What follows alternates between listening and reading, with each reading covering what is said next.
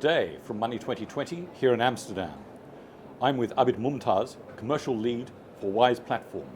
Abid, thank you very much for your time today. No, thank you for having me. Please tell us about Wise and its platform.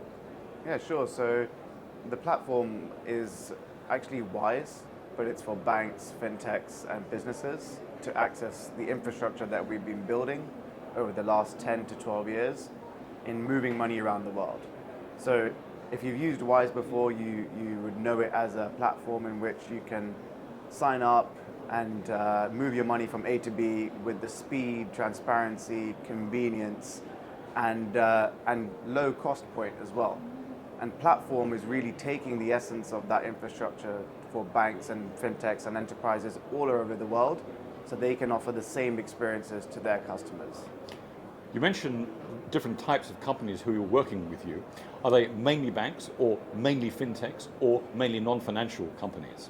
A fairly balanced mix of all. So we're agnostic to who uses our infrastructure, but what we find is we solve some pretty big pain points for banks in particular, so financial institutions. But then equally what we find is fintechs looking at, instead of building the infrastructure from scratch themselves, they go out into the market and see who can provide and who they can partner with to be able to offer that same level of experience that they're looking for. So generally speaking, across the banks and financial institutions, across the fintechs and non-financial institutions, we're seeing a fairly balanced mix across all, depending on their use case and their cross-border needs ultimately. Are you able to name some of the key people that you're working with? Yeah, so like on the banking space, I'm sure many of you heard within the UK, the leading digital bank, Monzo. Within Europe, one of the fastest growing and leading digital banks, N26. But then also we most recently partnered with one of the largest banks in Indonesia, a more traditional bank, Bank Mandiri, who again launched with Wise Platform just around 4 weeks ago. So those are some of the banking partners that we're working with. As well as that, we talked about fintechs and non-bank financial institutions. There we're working with the likes of Xero, the accounting software, working with the likes of Brex and Bluevine, which are bill pay platforms helping SMBs all over the North American region pay their bills and pay invoices and suppliers and vendors globally. What are the main pain points that you cure? I would probably categorize this into 4 areas. Speed is one part. So generally, actually, let's take a step back. If you've ever sent money internationally, you probably found 4 things. You found your money took quite a long time for it to arrive. Yes. You didn't know when it was going to arrive, so it felt quite opaque in its experience. Correct. It was very complicated to set up your transaction. And then finally, it probably cost you quite a lot of money.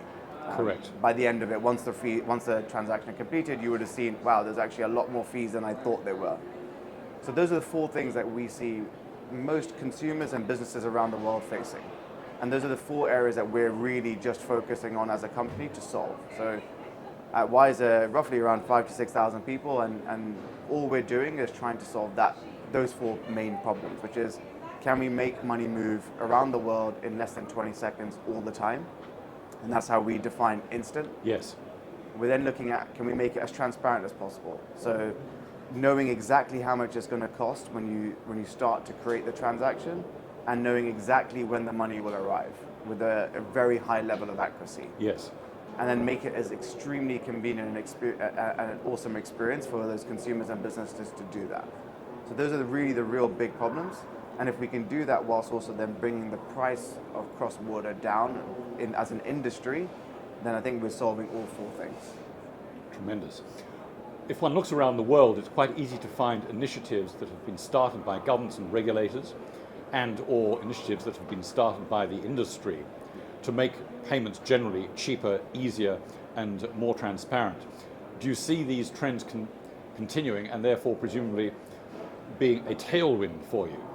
Yeah, absolutely. I think generally speaking, over the last 10 years, we have seen governments and regulation actually change and shift quite significantly. And it starts from transparency is a good example of that, which you referenced, where players like the European Parliament mandated transparency within the financial institutions, which means they now have to show to their customers exactly how much they're charging to be able to move money. So those types of tailwinds definitely help because it's highlighting where some of the gaps in the cross-border payment experience are today. And we as Wise, we have a fairly sizable government and policy team that work with these regulators and work with these governments all around the world to help them define the true principles that cross-border payments should follow. So together we partner, we share insights, we learn from each other, and then ultimately lead to better outcomes for customers and businesses globally. Because that's really the focus here. It's the end result should be customers and businesses around the world can move money more seamlessly, faster, and at lower cost. At this conference, are there particular new things that you're highlighting? Yeah, it's interesting. This time around, I've been looking around. I've noticed a theme in each year I've come here. Yes. And this year feels a bit more neutral, actually. I think there's the general highlights in terms of there's the payments aspect. So there are a lot of players here looking at how can we make money move around the world better and faster. So the problem hasn't been solved because you can still see Yes. many of them still here trying to show that they are solving those problems.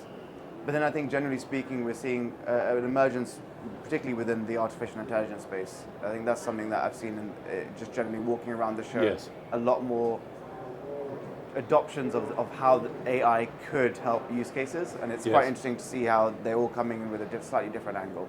From my perspective, what the work we're trying to do with a lot of the banks and financial institutions and enterprises globally is really trying to be that one common global payment infrastructure. So for us, it's making sure we're able to really build a product and partner with these institutions to be able to help them offer better experiences to their customers and businesses. And I think that's really what the theme of the work that myself and the team are trying to do.